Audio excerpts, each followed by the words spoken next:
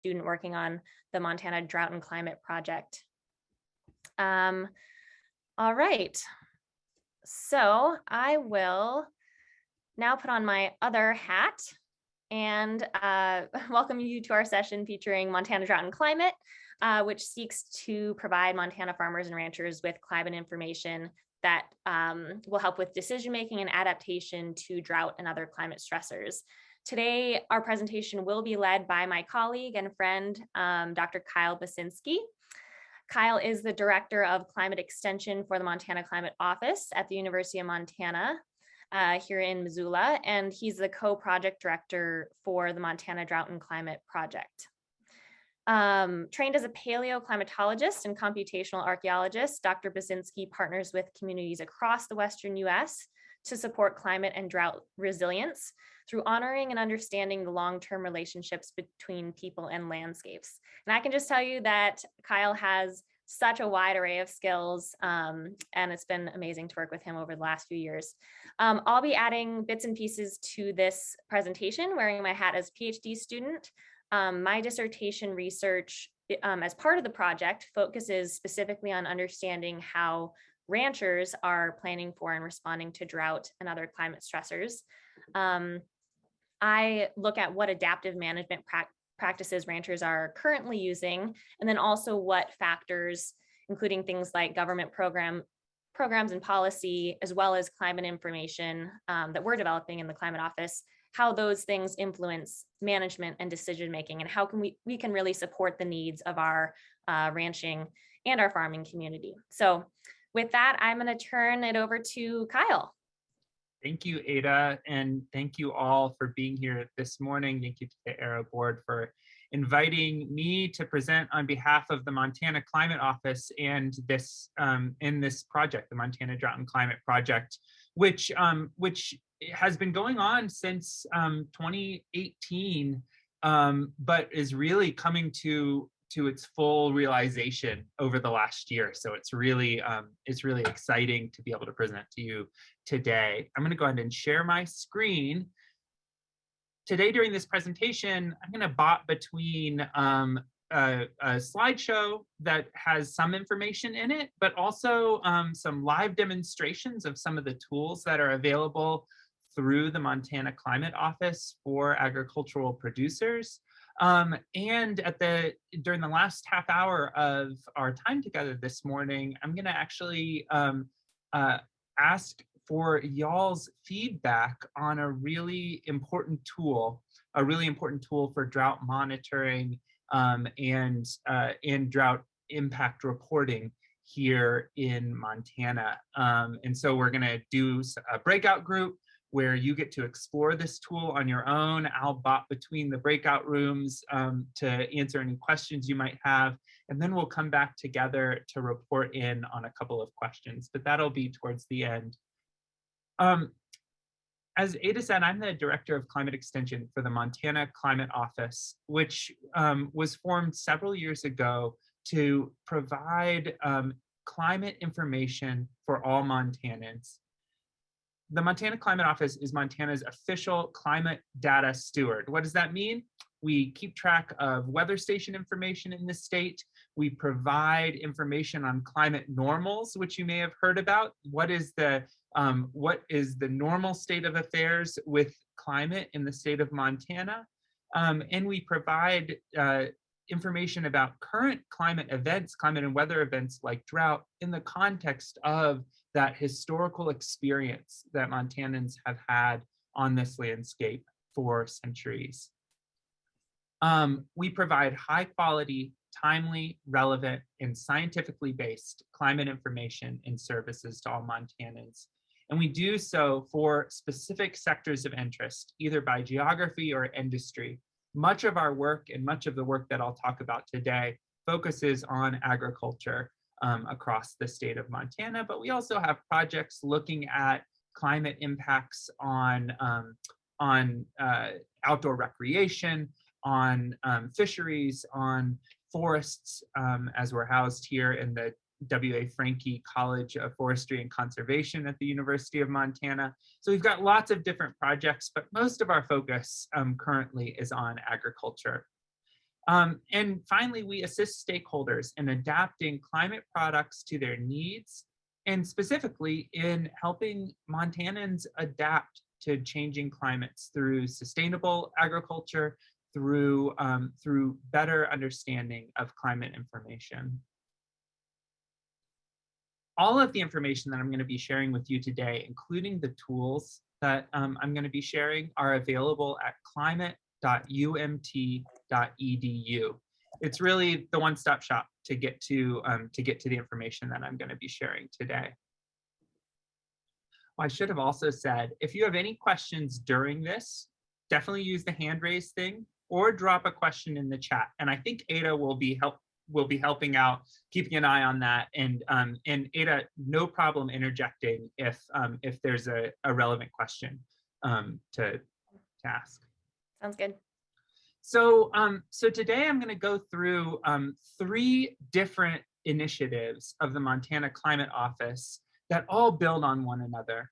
The first thing I want to share with you is about the Montana Mesonet, one of the premier weather station networks here in the state of Montana that began as primarily a network for agricultural production. It's a network of agromet stations that are placed field adjacent and are focused on providing information to producers during the growing season. Then the Montana Drought and Climate Project, the project that Ada was talking about, which is really focused on better delivering climate information to agricultural producers across Montana. And finally, a product that has come out of the Montana Drought and Climate Project, and in fact, it sort of operationalized some of the work we were doing in Montana Drought and Climate, the Upper Missouri River Basin Drought Dashboard, which is the tool that we're going to explore together, and that I'd like your feedback on.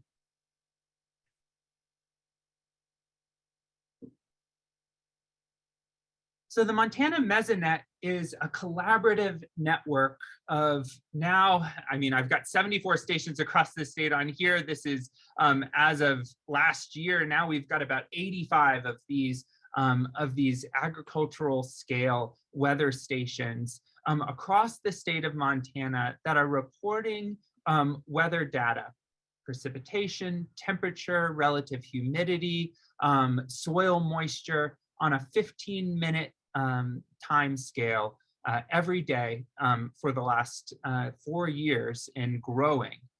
This network has been developed in partnership not only with federal and state agencies, including NOAA and DOI and other landholders, the Montana Department of Agriculture being a major one of them, and the Bureau of Mines, but also with private landholders. We've gone out, met with producers who could see the benefit of having weather stations on their property and have collaborated with them to install these stations and provide continuous agricultural scale monitoring. When I say agricultural scale, I mean 2 things. One, these stations are down at the field level. So they're not 10-meter tall stations, they're about 3 meters tall, which gives you temperature and wind at the field level, as opposed to higher in the air above the field. This is really useful for monitoring impacts on production when it comes to wind, evaporation, evapotranspiration, and heat and cold air drainage effects on crops. It's also a network that has a lot of tools associated with it for accessing the data, and these are tools that you can use today. If you go to mesonet.climate.umt.edu, you can get to this data dashboard that allows you to explore any of the stations within our network. All these data are publicly available. They're map-based with graphical summaries going back a couple of weeks for each station. It's updated every 10 minutes, but it's a 15-minute time frame in terms of reporting. And then these data are data that are used by the National Weather Service and the US Army Corps of Engineers for flood prediction, reservoir management, drought management, and the like. All these data are also free to download if you're into looking at weather data in raw form. And you can see in the upper right-hand corner of this screenshot, there's a Mesonet data downloader where you can actually download daily aggregations of all of these data summaries to get a summary of field level conditions going back several years. We've got a nice map that allows you to visualize differences in temperature, precipitation, you name it, across the state. And one thing that we're particularly proud of that's really geeky is that all of this is developed using open source tools, and all of the code used to develop this dashboard and everything else that we do is available on a tool called GitHub. So if you're into that sort of thing, you can find out more on our website. Kyle, we have a quick question from Mark in the chat. He was just asking, how does a farmer or rancher get a weather station on their property? What is that? That is a great question. That process starts with reaching out to to me or to the state climatologist Kelsey Jenkso about your interest in hosting a station. Kelsey would get you in touch with Kevin Hyde, who's the Mesonet manager. We have a slate of these stations that we're planning on deploying every single year. And what we do is we look at the needs in terms of holes. You can see sort of a hole here in central eastern Montana, right? We're really hoping to get some more stations in that area. So we would partner up with landowners in that area to establish those stations. The stations that are part of this agreement are funded by the partners. So oftentimes we'll partner with an entity like the Bureau of Land Management, who pays for the stations and funds operation and management of those stations. But it was a good time to ask that question because the University of Montana and the Montana Climate Office was recently awarded a $21 million contract to vastly expand this network with climatology grade weather stations at a 25-mile spacing across the entire state. That's over 200 stations in the state of Montana to be installed over the next 5 years. And we are currently seeking landowners to partner with on that. And those are fully funded stations. And with this recent infrastructure bill that was just passed through Congress, their operation and management are funded into the future, which is fantastic. This is a partnership with the U.S. Army Corps of Engineers and is based on soil moisture monitoring across the plains region of the Upper Missouri River Basin. The goal is to improve the decision-making of the Army Corps in terms of dam releases.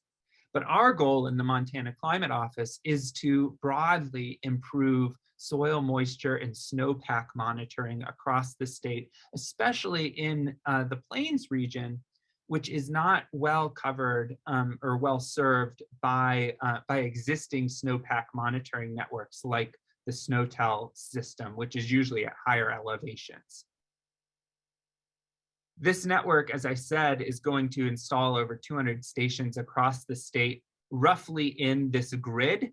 In 21, this last summer, we installed 10 stations across the state. You can see them as blue triangles on this map.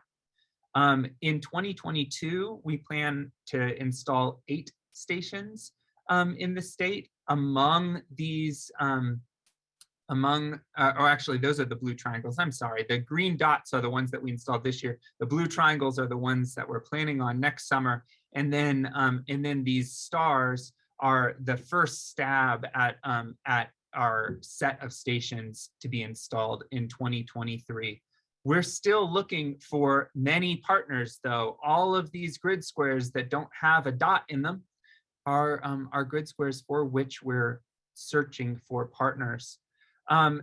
We can't site these stations just anywhere, though. One of the objectives of this network is to site stations in places that are climatologically representative. So, not too high, not too low, not affected by cold air drainage, probably, and that are representative in terms of the soils that are within each grid square. So we want to, if we're measuring soil moisture within the soil column, we want to be able to say the soil moisture being reported by this station is representative of most of the soils across this grid square, or at least of a majority of them.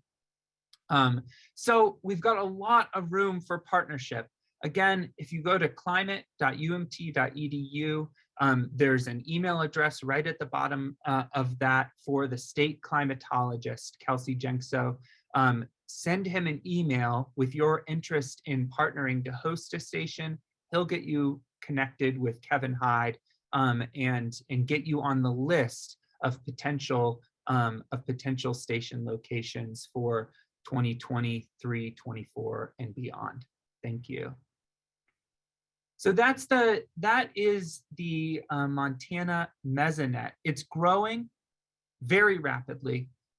These new stations that we're installing have 5-minute temporal resolution. So we're literally going to be deploying them. They're going to be reporting a lot of data for the state. And the really exciting thing for me, at least, is that these are going to have snowpack monitoring. They're going to be reporting snow depth and snow water equivalent at that same 5-minute interval, which is really going to help us assess the amount of water on the landscape across the Plains region and plan for those dry times as well as the really wet times that we all know we experience in the spring in eastern Montana. Do you have any questions about the Montana Mesonet? Any additional ones? Are you using data mining at all? Are we using data mining? Well, yeah, I would say that we are. One of the main sort of computer learning methods that we've been using has been identifying those modal soils, right?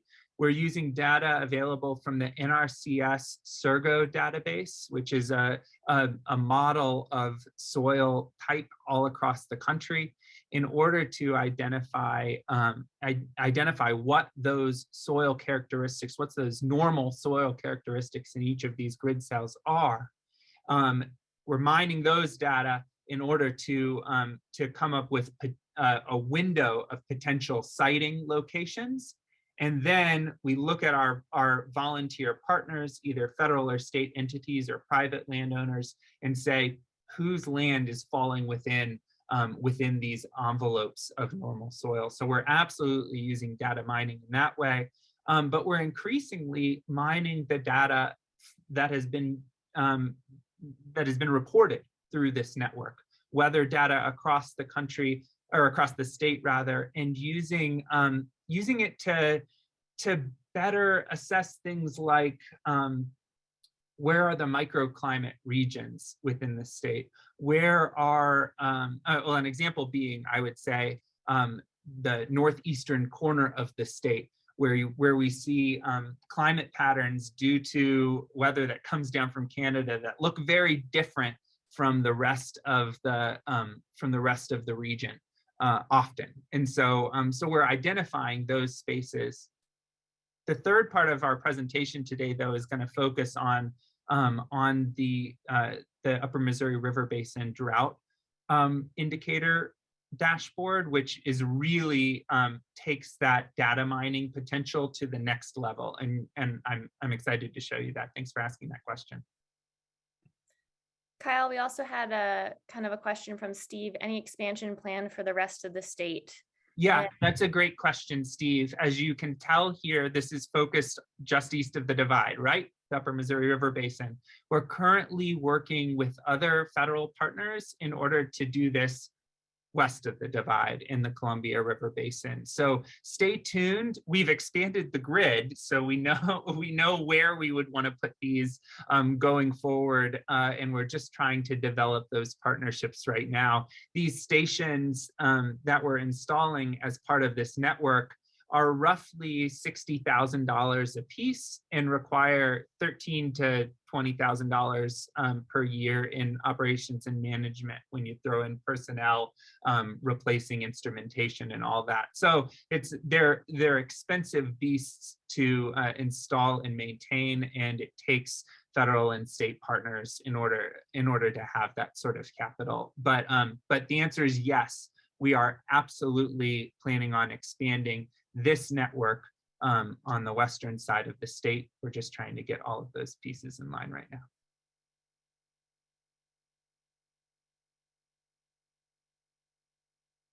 All right, with that, I think I'd like to move on to the Montana Drought and Climate Project, which has been, well, it's really why I'm here at the University of Montana. It's how I got involved in the Montana Climate Office in the first place.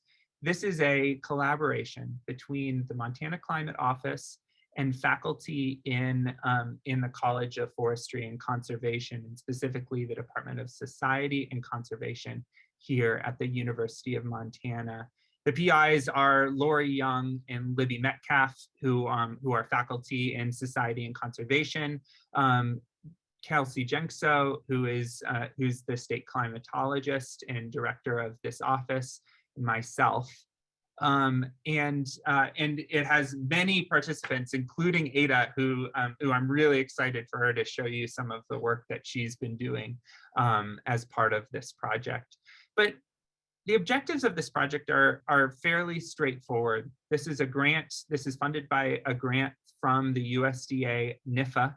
And the goal is to transform existing forecasts and climate projections into relevant climate information for producers. So to take things like raw temperature, raw precipitation outlooks on a 3-month basis and communicate them in such a way so that producers, can use them for decision making. It's to develop a detailed understanding and to help the Montana Climate Office develop a detailed understanding of how this information is utilized in producer decision making, to assess different communication strategies in media, including paper newsletters and websites, to look at the perceptions and decisions of different types of producers, and to assess the barriers and constraints to the adoption of water conservation behaviors among Montana producers. And ultimately, the goal of this project is to institutionalize long-term programs that provide relevant, adaptable climate information with mechanisms for regular feedback from producers. And quite frankly, this talk that we're having today, this discussion that we're going to have at the end of this session, is one of those mechanisms for regular feedback. So I really do appreciate you all being here. The hoped for impacts of the Montana Drought and Climate Project are fivefold. One, we really aim to improve adaptation to both drought and water variability in general among agricultural producers across Montana and across the West. Our goal is to sustain agricultural livelihoods in Montana that are so important to our economy and our well-being, to revitalize rural communities, to advance food security across the state and the nation, and to maintain ecosystem services through supporting restorative and sustainable agriculture in the state. And how are we doing this? Well, our methodology is it's a 4-year project, and we're into the 4th year right now, or we're about to be. The first step was to develop a prototype for a newsletter for this climate information and hold focus groups across the state. I'll talk a little bit more about that in a second. The second step was to develop a newsletter and web portal with this climate information and actually send it out to 2,000 participants in the project, agricultural producers on both sides of the divide across the state, and send them quarterly newsletters, or roughly quarterly, that would update them on both what they've been experiencing and how normal that is in terms of if you're having drought conditions, how unusual are these drought conditions for your part of Montana.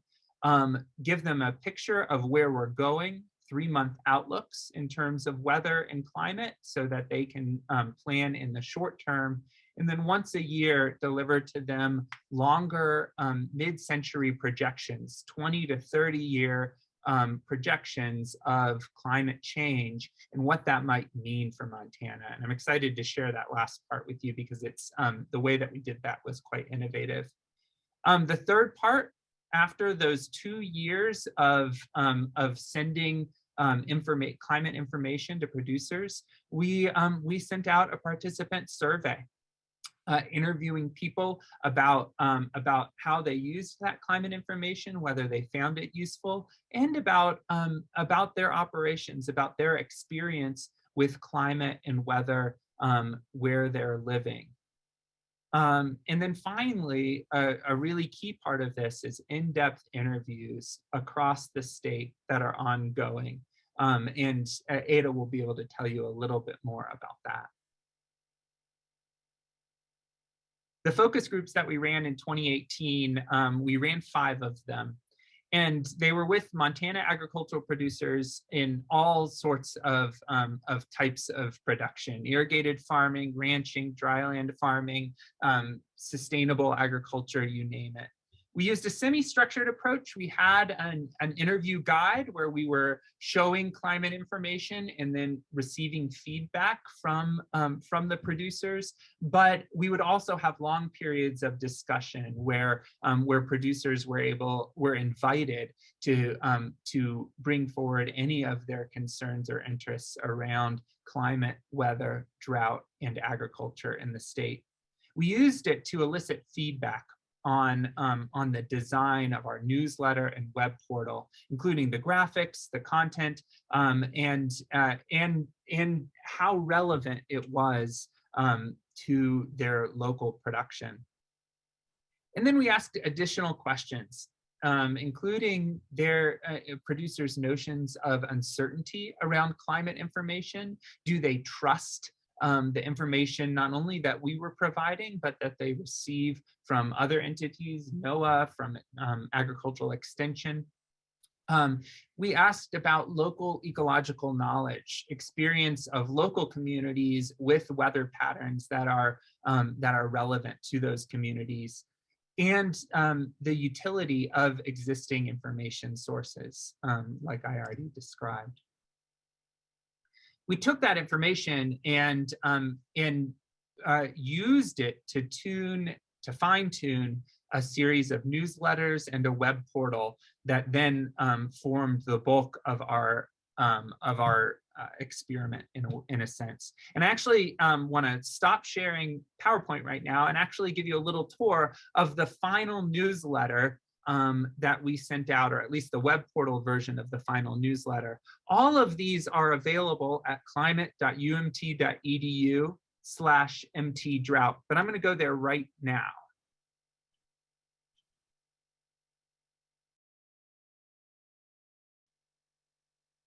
Let's see. There we go. So this is the newsletter this was the final newsletter that we produced last October 2020. This is the web version of it. There's a PDF version, which I was showing you screenshots of in that final slide. But each newsletter started off with just a summary of what people would see in the newsletter and a brief summary of the conditions. You know, last year we had fairly normal June and July, but a hot and dry August. And so we had rapid onset of drought. We're sort of summarizing that for folks. We're summarizing soil moisture conditions going into the winter, and what that means for when we get moisture and for flooding, potential flooding in the previous or in the following spring. And then we provide NOAA seasonal forecasts. We also were letting people know that a questionnaire was coming soon. We provided a reference section in each newsletter and on the web portal to sort of give people a sense of what we would be talking about. We introduced concepts such as the distinction between weather and climate, weather being our on-the-ground day-to-day experience of rain, snow, sleet, and you name it, and climate being the longer experience of weather at a given place, the trends in weather over long periods of time. We talked about our data sources for temperature and precipitation, what we mean by normal conditions, how drought is assessed in the state. We introduced concepts like La Nina and El Nino. And then in our fall newsletters, we talked about our mid-century projections, where these data come from. They were all part of the Montana Climate Assessment, and how to read some of the information. Each newsletter would start with a review of the previous season or previous 3 months. This review included things like the average temperature in relationship to normal conditions over those months. So July 2020 through September 2020 saw most of the state of Montana much warmer than normal, especially in the western part of the state. There's that northeastern corner of Montana, though. It's always looking different. And that's one of the things that has come out of this project. That my partner's aunt, who's from that area, the Plentywood area, she told me, I showed her the first newsletter and she said, you can't show the climate divisions because it lumps Plentywood in with the rest of northeastern Montana, and that's wrong. It's just going to be wrong and you will be discounted. So that's why we went to a gridded way of looking at this. We also showed precipitation, and how during that season we had much drier conditions than normal. We were able to show soil moisture using a product out of NASA called SNAP, which is a satellite-based estimation of soil moisture levels in the root zone across the state at 9-kilometer resolution. And then we always provided people with a current snapshot of drought conditions across the state as reported in the US Drought Monitor. The next section would be a seasonal forecast, a 3-month forecast. We usually had a discussion of El Nino, La Nina when it was relevant. And as you all know, we had a La Nina last winter, and now we're going back into one this winter, a double dip La Nina as they're known. We would give temperature outlooks and what that likely means for agriculture and specifically for winter snowpack across the state, and likewise a precipitation outlook for the winter. And these were for December through February 2020 through 2021. So we did a review of the previous 3 months, a forecast of the following 3 months, and then in October of each year, we included a mid-century outlook. Mid-century seems far away, but we're talking 20 years into the future, looking at data from the Montana Climate Assessment and in the state of science as to where we should expect to be going in the future. We gave a summary of the Montana Climate Assessment in the first section. We included specific impacts from agriculture, which were derived from the agriculture chapter of the Montana Climate Assessment, and what that meant for farmers across the state, including some tips for how to plan that far into the future. But the real innovation of what we did was to include, instead of just showing people maps of, oh, it's going to be 4 degrees warmer by mid-century, that's what the scientists think, we actually converted that into what are called climate analogs. I'm going to blow this up right here. Climate analogs, spatial climate analogs, are representations of what climate at a local place might feel like at some time in the future by connecting places across a landscape. Here's an example. Under a moderating emission scenario, the town of Fort Benton, up north of Great Falls, will likely feel like, climatologically, Salem, Utah by mid-century. Now, that might seem shocking to people. Salem, Utah is pretty far south from us. So what we did was we included agricultural snapshots of the type of ag that's done in Salem, Utah today. So what does agriculture look like in Salem, Utah? Well, we see that 39% of the land and farms are under cropland, 54% are pasture land. We see that hay and wheat are the top crops in acreage across that community, and it gives producers a picture of what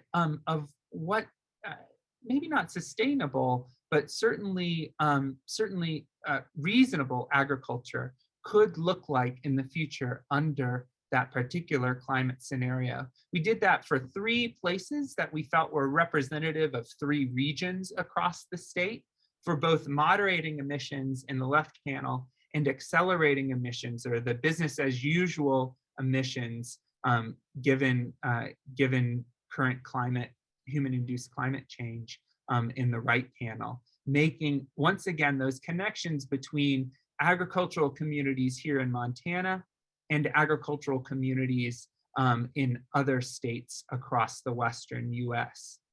Again, this was to give producers to help them imagine what these future conditions are actually gonna look like. As you can see here, during summer, down here in the bottom right panel, we're looking at the connection between Fort Benton and Grand Junction, Colorado. And we see just a little sentence here on climate shift. During the summer, Grand Junction, Colorado is typically about 7 degrees warmer than Fort Benton and receives about half as much precipitation. So that seems shocking. But let's look at the type of agriculture that's done around Grand Junction. If you've visited down there, you know that there's a lot of hay and agriculture done, and a lot of fruit production. It's a great place for peaches and apples and all sorts of fruit production. It actually has a growing wine industry as well. So it was a way to help producers imagine that future and perhaps stimulate some consideration of where their own production might be going. So that was the newsletter in a nutshell. We followed that up with a survey that we did this spring to the 2,000 producers and 1,000 other producers who were part of a control group that received this newsletter in one form or another. And I'd like to pass it off to Ada for a quick summary of the results of that survey, or at least some of our initial findings. Thanks, Kyle. We had one question by Robin. Oh, sure. She said, curious what the latitude shift is roughly with these changes, referring to the climate analogs, I believe. Oh, gosh, I'm terrible at connecting latitude to miles, but Grand Junction, is about 800 miles south of here, or south of, Fort Benton. So that gives you a sense of at least the as the crow fly mileage. But generally, these are places that are drier and warmer. So you look at the Frenchtown to Lewistown connection. If any of you have been, or Lewiston, sorry, if any of you have been over to Lewiston, Idaho, it's lower. It's down on the Snake River. It's definitely a bit more arid than here in the Missoula Valley. But it is a place that has a lot of grape production. The area around it, wheat, chickpeas, and lentils. It is an agriculturally prosperous region down there in the lower parts of the Palouse. So so it's not so much that latitude shift, although we do see that. Sometimes it's the nearest analog was actually much closer to home. And you see that both in Frenchtown to Lewiston under moderating emissions and Frenchtown to Boise under accelerating emissions. And there are analogs that are beyond, there are analogs that could extend globally too, but we tried to choose ones that were more local so that folks would have a better kind of reference. They would maybe have visited Grand Junction or Lewistown, or so that was part of the decision making too. Absolutely. I forgot that I wasn't sharing my screen during all of that, so I was gesturing wildly. But but you can learn more about these climate analogs and the ones from which we selected for this project by Googling the Future Urban Climates Project out of, the University of Maryland. What they did is they came up for many different urban and rural areas across the country, climate analogs, whole sets of potential climate analogs. We chose from among those sets of climate analogs agricultural communities of relevance for these 3 locations across the state. But that's a good question. Yeah, so thanks, Kyle, for kind of passing the baton here for a second. As Kyle mentioned, this is a interdisciplinary project, very collaborative project. And I'm part of kind of the social science team where we're trying to understand how all of these amazing resources that folks at the Climate Office are developing, how they can actually be used by producers in decision-making and planning for drought and other climate stressors in the future. I'm going to share my screen and it'll be, I know it has the sort of, it's not exactly in presentation mode, but I think it'll work for now. And so we, as the social science team, as Kyle described, we've conducted focus groups to sort of gain initial feedback before we sent out newsletters and the online resources over the next 2 years, 2019 and 2020. We wanted to just get sort of immediate feedback so that we could adjust accordingly for the next 2 years. But then we also sent out a survey recently and got feedback from the survey, and then have also nearly finished the process of conducting qualitative interviews with both farmers and ranchers across the state to gain even more detailed feedback on how these resources can be used in decision-making and climate adaptation, essentially across the state. We were also asking kind of broader questions in the interviews around what sorts of management strategies folks are currently using to plan for and respond to drought and other climate stressors. And as you know, we are in drought right now, so it was a really interesting time to be asking folks how they're managing for drought and what their needs are going into the future. So I just finished in-person interviews with over 30 ranchers. It was a trip that was around 3,700 miles of driving. Montana is indeed a big state.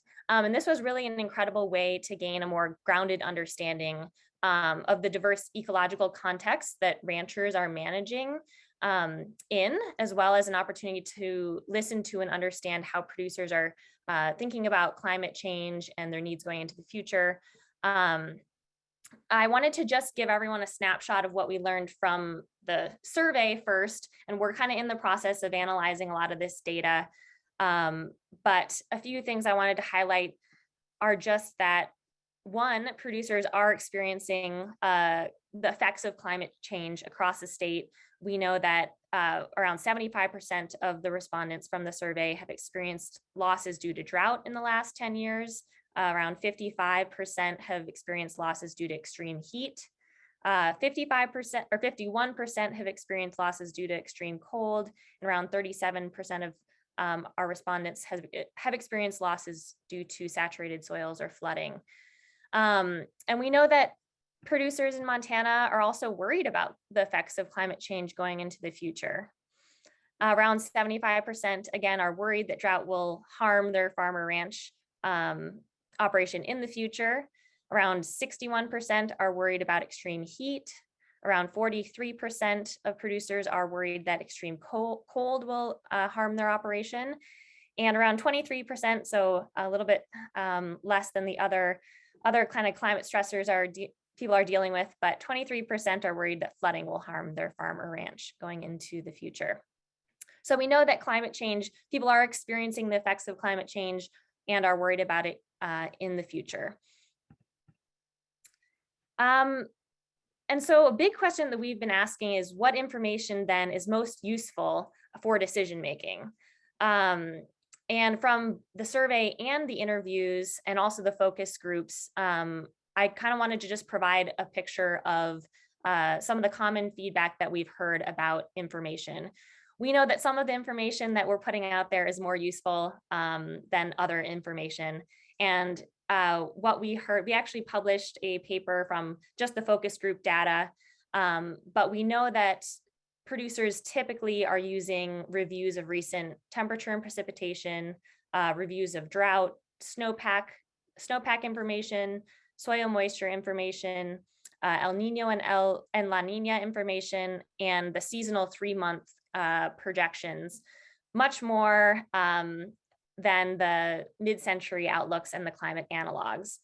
And that, you know, it's kind of, you can think about, you know, the planning timeframes for farmers and ranchers, and it's hard to think about what you might do, you know, in 20 or 30 years from now. And so this feedback didn't really surprise us, but we did get some more nuanced kind of feedback that I'll go through in just a moment. So one thing that we heard from producers about trying to make climate information more useful is regarding the spatial scale of climate information. We heard from folks that the scale is often too large for decision making. And the quotations that I had here are transcribed verbatim from the focus groups. So, you know, a producer said, living here, you know, it's not the same. You've got almost 3 different worlds just where that producer is managing. Another producer said, everything west of the highway, they were extremely dry on the eastern side of the country, or county, so same county, but it was completely different. So we know that having finer spatial resolutions for these projections is really important. And that's, you know, one thing with the Montana Mesonet project that will be really incredible is to have those stations all over the state, and so that folks in every part of the state have very local data. Another thing we know is that the temporal scale, or the time frame of information, influences the utility of information. So one producer said, on a 20-year forecast, it gets back to me as, is it an actionable item? We all know the climate's going to change, but fundamentally what changes is an individual producer going to make now? So they felt like 20 years was too far in advance to be really making decisions and planning around.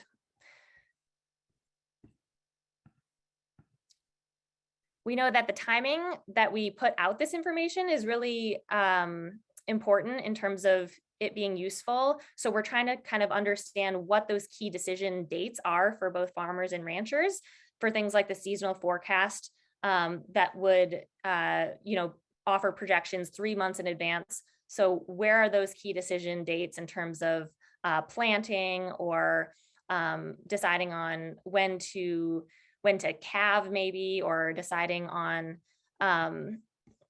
other things, irrigation.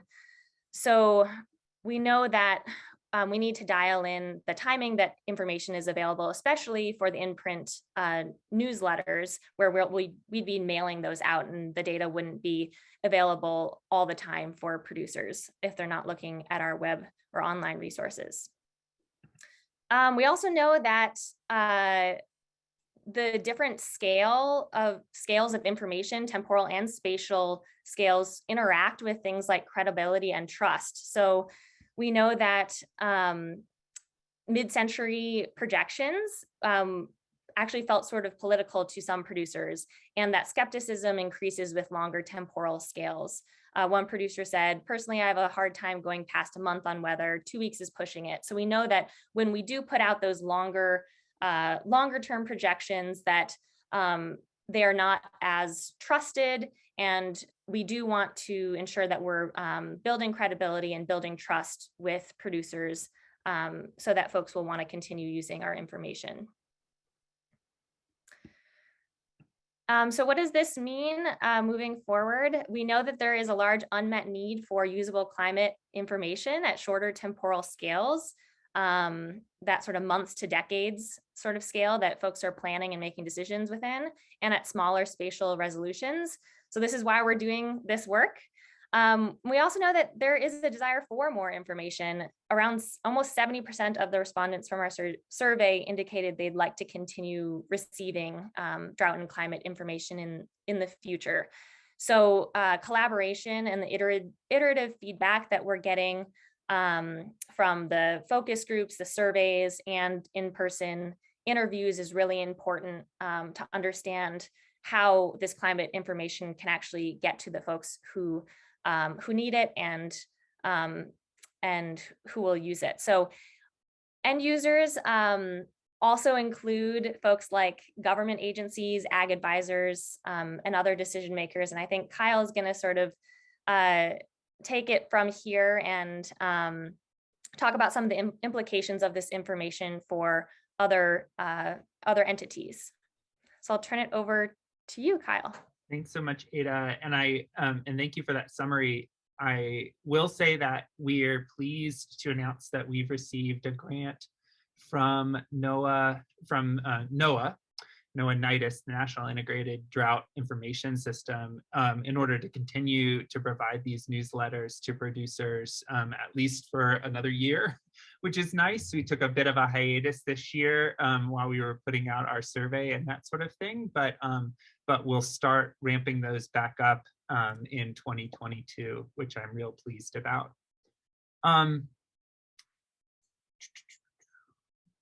Share once more. So as Ada said, you know, there is a need for, is my presentation showing? It's flat. Oh, there it is. There we go. There is a need for there's an interest in having this type of information continue to be provided to both producers and to other decision makers at different scales of decision making across the state of Montana.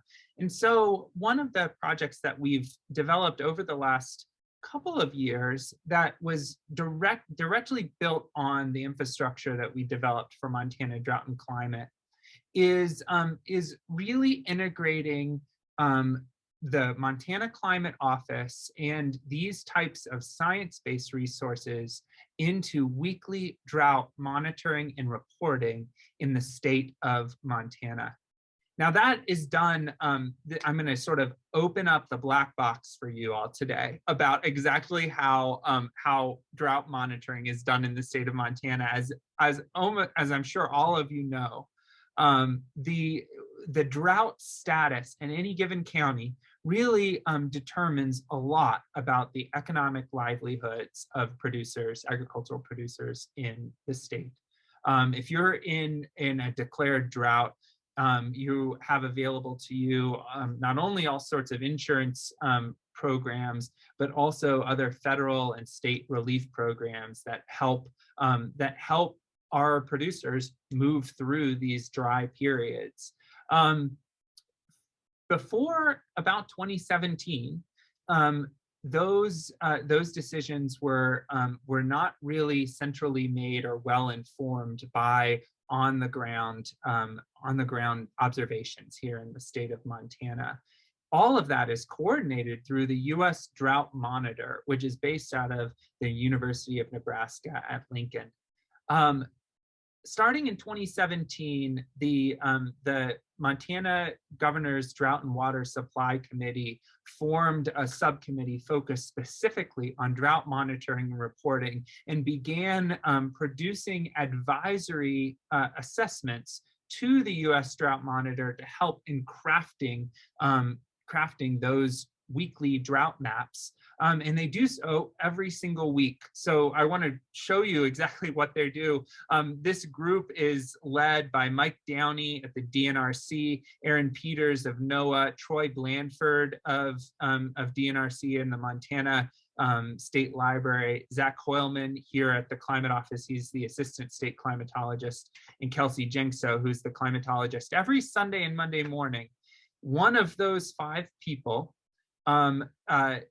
assembles proposed changes to the U.S. Drought Monitor map, where drought is across the state, based upon an analysis of station data, modeled data, and impact reports that they've received over the previous week from informants across the state. Monday early afternoon, that author sends an initial assessment and summary to the Montana Drought Listserv, which is primarily the Governor's Drought and Water Supply Committee Drought Monitoring Subcommittee, for review and consensus about and comment about where drought lines should be drawn. On Tuesday, the Montana author makes proposed changes and sends that map with a justification to the National Drought Monitor author. The U.S. Drought Monitor author releases a series of 3 drafts in a back and forth way with our committee here in the state of Montana in order to come to some consensus or some agreement on how those drought lines ought to be adjusted. And then on Wednesday, the U.S. Drought Monitor author makes a final decision and releases the final national map on Thursday morning. So in the span of 5 days, 4 to 5 days, we go from an assessment of drought information, on the ground station data, on the ground impact reports, and gridded data to a drought map that's published by the USDM that has direct impacts on people's livelihoods here in the state of Montana. And this is repeated every week, 52 weeks out of the year. So it's actually a huge task.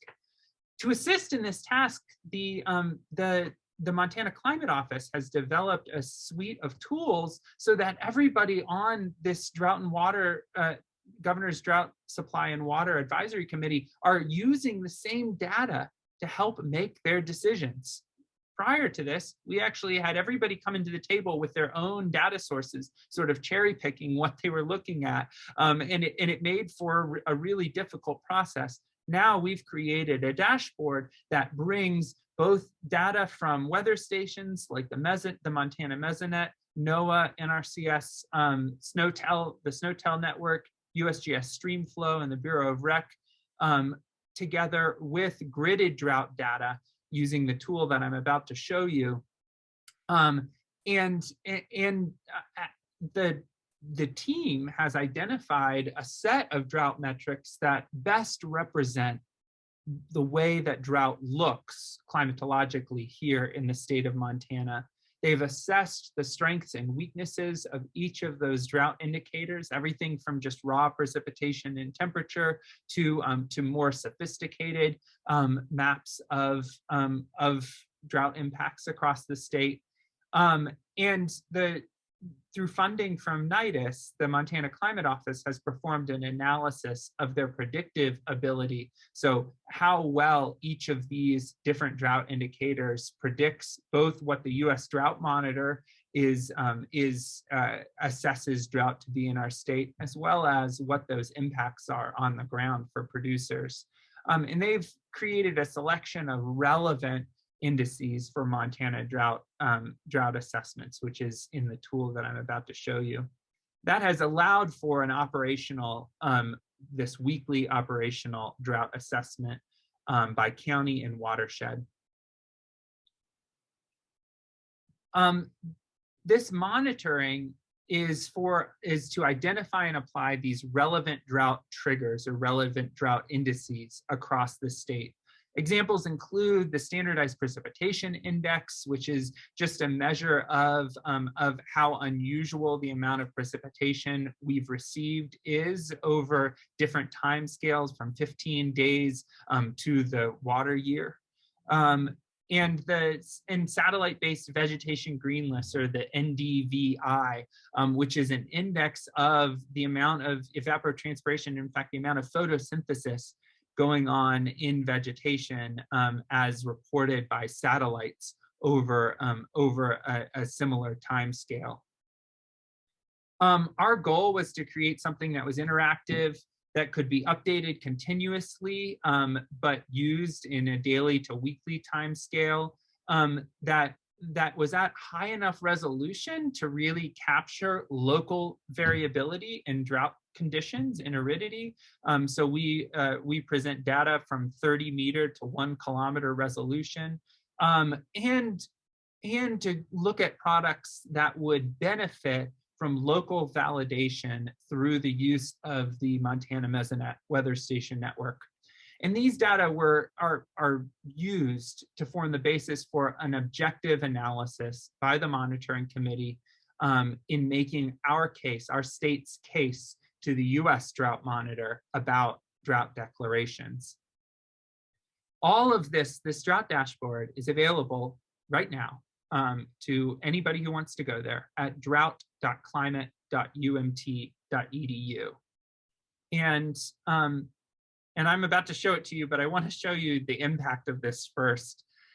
This is comparing two, this is sort of an odd graph, but on the left axis here is the actual SPI value. That's just the amount of precipitation and what drought category we should have been in 2010 through 2016. So this is before these tools started taking shape and before Montana had a loud voice in determining drought declarations in our state, versus the relevant SPI value based on the US Drought Monitor recommendation. What these dots being above this line mean is that in 2010 through 2016, conditions on the ground in Montana were often far more arid than assessed by the US Drought Monitor. The Drought Monitor wasn't putting us into drought as often as we should have been. Since 2017, since Montana has had a louder voice and a more consistent voice in this process, you see here that the USDM recommendations have shifted right into line with where they should be, given at least our precipitation received across the state of Montana. This is a really good thing. This means that the operational tool used at a national level for triggering a lot of drought relief is better aligned with conditions on the ground here in Montana due to the work of this monitoring subcommittee.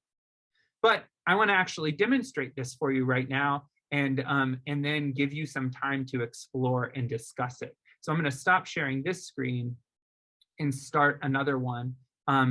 And if there are any comments or questions as I'm doing this transition, please feel free to ask them. Mark in the chat said, it seems like these recommendations would be a perfect opportunity for machine learning or AI assistance. Completely. And in fact, we've got 2 ongoing projects in the climate office that are doing just that. Our colleague, one of our colleagues here, Colin, is just completed a reanalysis of past drought declarations by the US Drought Monitor, and has used, I think, an artificial neural network, but don't quote me on that, an AI, a machine learning technique, in order to say what are the most important metrics, drought indicators that bear upon the decision-making of the US Drought Monitor. That's not really the best thing to do, though, because what we know is that, as I showed in those graphs, the US Drought Monitor hasn't necessarily adhered to what's been going on the ground. And so, so we're, again, using machine learning techniques to develop new drought metrics that better reflect people's experience on the ground and better integrate things like meteorological conditions, the amount of rain that we're getting, the amount of snow that we're getting, the temperature in the air, with plant conditions, evapotranspiration, and with subsoil soil conditions, the amount of moisture that's stored in our soils, to integrate across that full column of information that's important to producers and important to our plants, in order to better assess drought. And we're developing several methods to do that. The first step, though, is to get all of these data into consistent formats and into a consistent place so that you can start calibrating those models. And that's what we have here with the Upper Missouri River Basin Drought Dashboard. This is a tool that's meant to be used by specialists on the Montana Governor's Drought and Water Supply Advisory Committee, but we've tried to make it accessible to all Montanans, and really useful for producers as well. This dashboard includes everything from gridded snowpack estimates and how we're doing so far in the year. This map shows the amount of snow received so far and whether we're well below or well above the norm. So above normal values being in the blues here, below normal values being in red.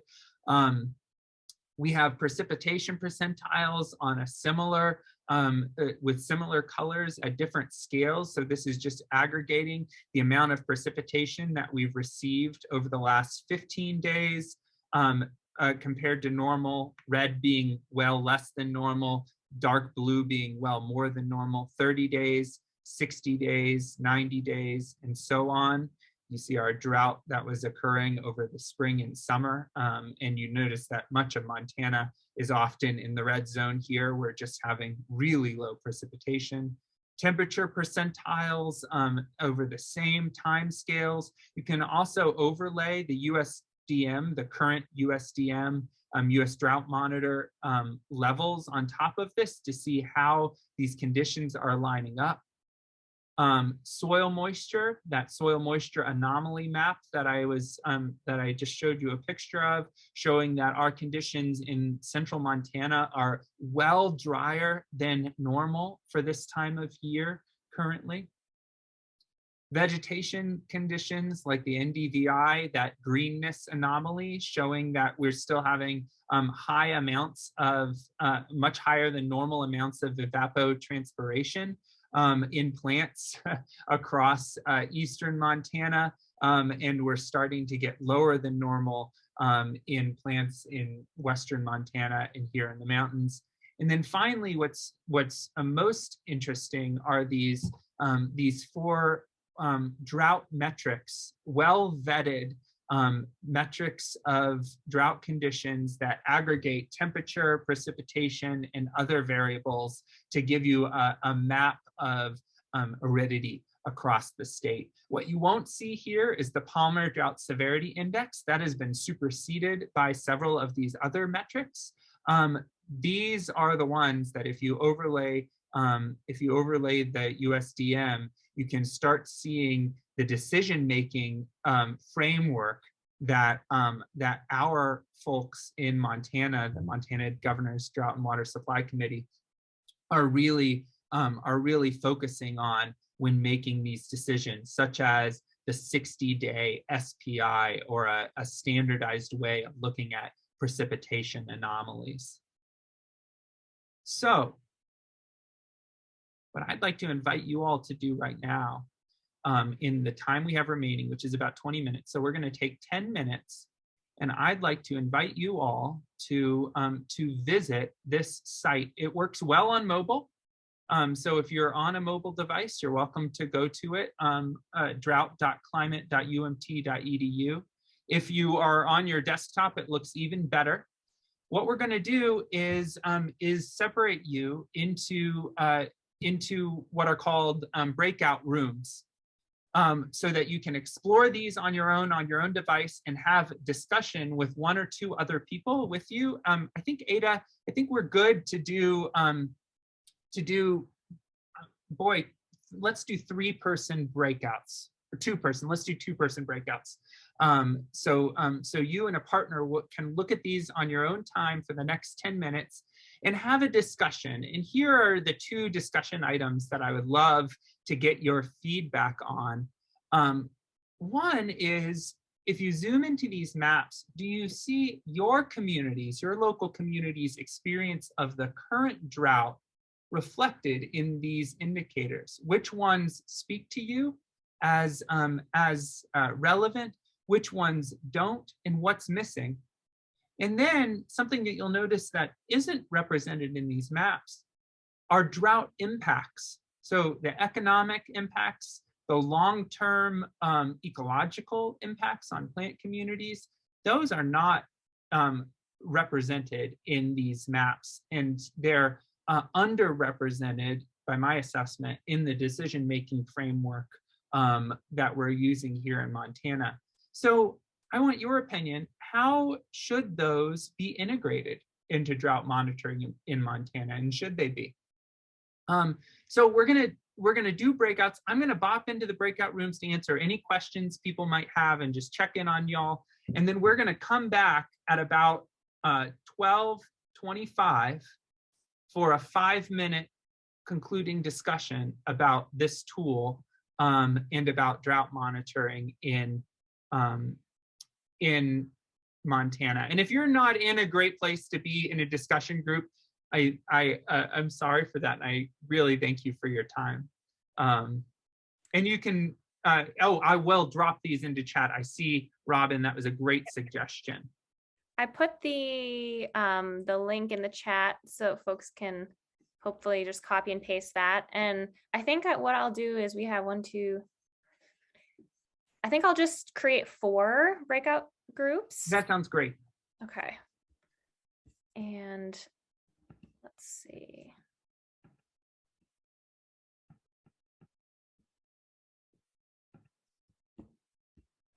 It should be opening the rooms.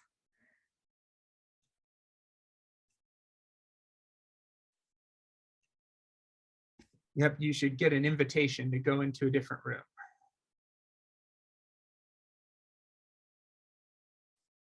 And if you don't see that, let us know.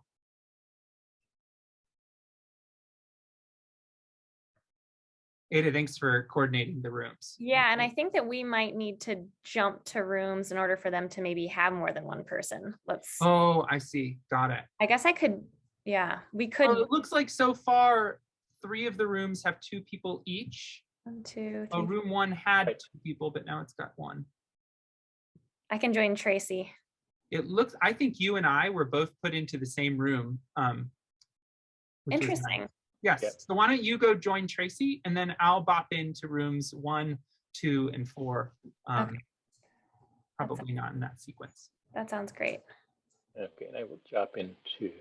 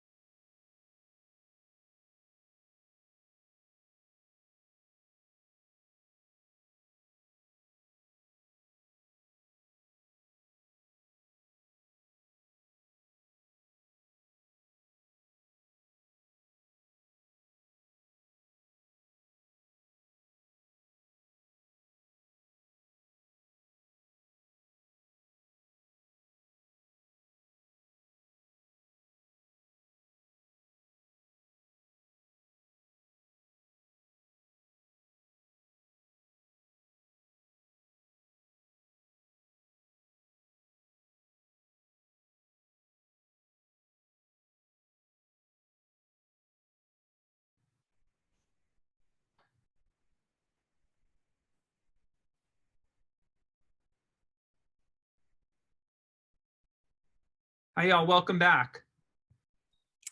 There's some really interesting discussions. Yeah, it was really fun to drop in on each of on each of these and hear what people were talking about, because it was pretty radically different, which is nice. I want to just give us each a time to report back. We only have about a minute left in this session, so no offense if people need to bop off to their next engagement, but on this Saturday. But go ahead, anybody who had an observation or an answer to one of those two questions. Did you all see your local conditions reflected in these maps? Oh, I'm getting some thumbs up. That's good. Can you, Robin, tell us what you're seeing on the ground where you are in Whitefish, and how that is how that's reflected here. Oh, you're muted, perhaps. Okay, I'm stressed about the time. So very briefly, I think thumbnail sketch correct level. It's reflected, and Richard and I were discussing about the number of stations, probably as those increase, that'll help dial it in. And we were just, the last thing is, we were also talking about the curiosity about how the increased emissions and impacts over the next 10 or 20 years will impact the local vegetation, which has its own impact on our climate here, and how their survivability may or may not exacerbate the shifts. Yeah. And the more stations, the more you might be able to dial that in. But I think it's a good trend. Thank you. Steve, how did your conversation go? What sort of observations did you make? Oh, it looks like you're muted too. Sorry, I think it auto muted everybody when you came back.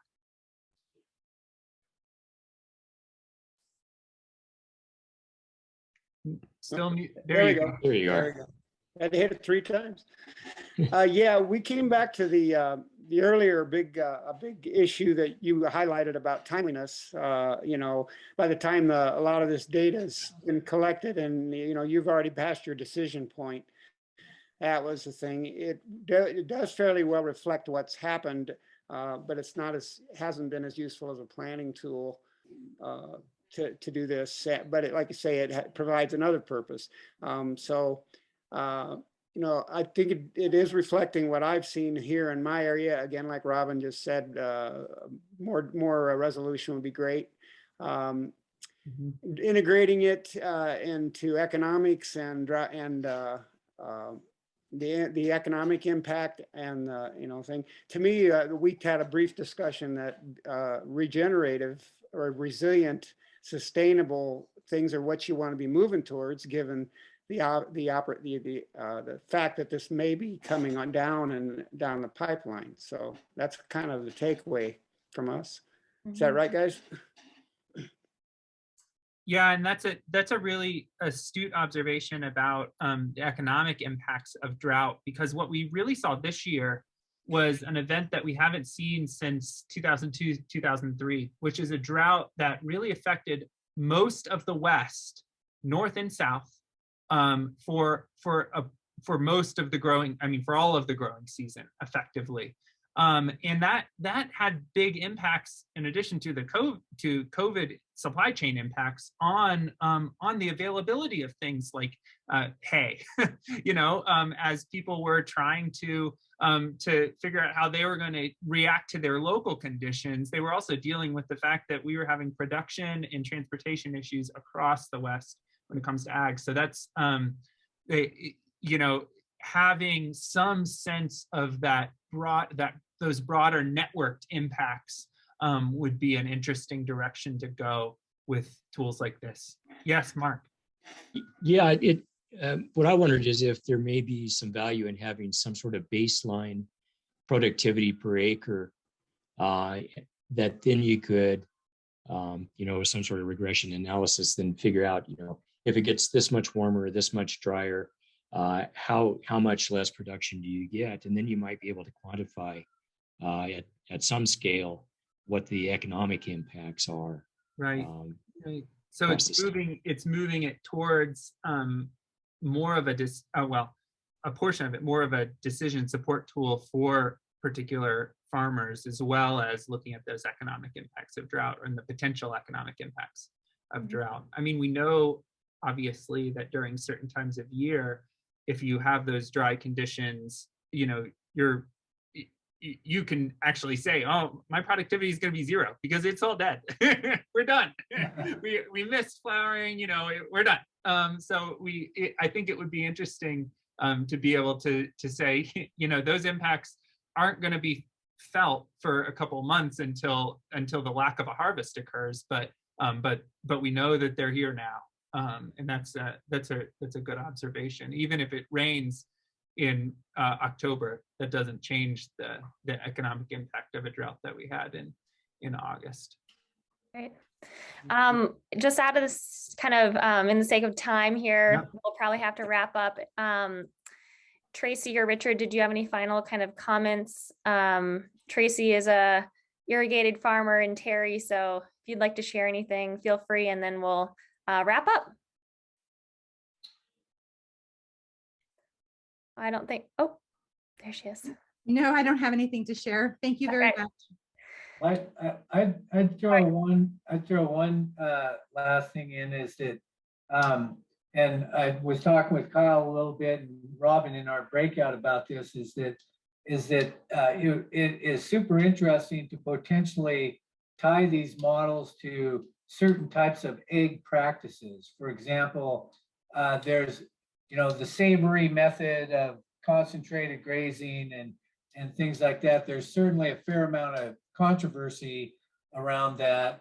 And in my view, it's predominantly because it's sort of there's some model-free assertions about the impact that certain intensive grazing can have. But one thing would be these data sets in this tool seem to be, I hesitate to call it model-free because I don't really know the details of it, but it's just raw data. It's just observational data.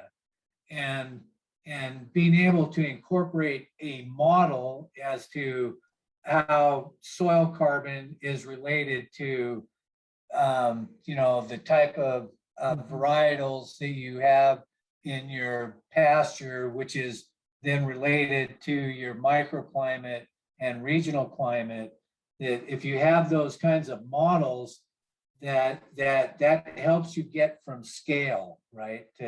So you can kind of fill in those scales with a reasonable model. And then as you start getting finer data, then the models get better. This is the dream of AI is, you know, I just need more data, right? Right.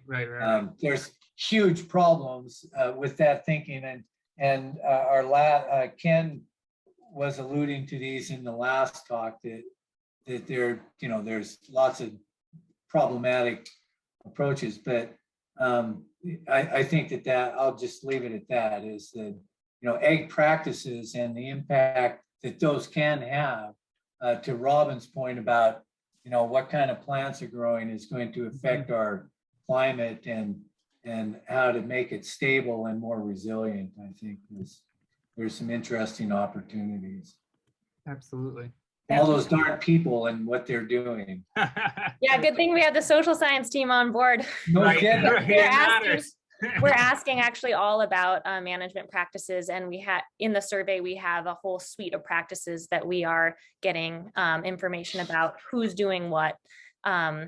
And so, yeah, we have yet to analyze that data, but that's the next step. So that's cool. I'd love to talk to you more about that. Great. We'll need to take a trip up the bitter, Ada. Yes. All right. Well, I think this has been a great discussion. Thank you all for joining us. I put the link in the chat to the rest of the sessions continuing through tomorrow for this expo, and a link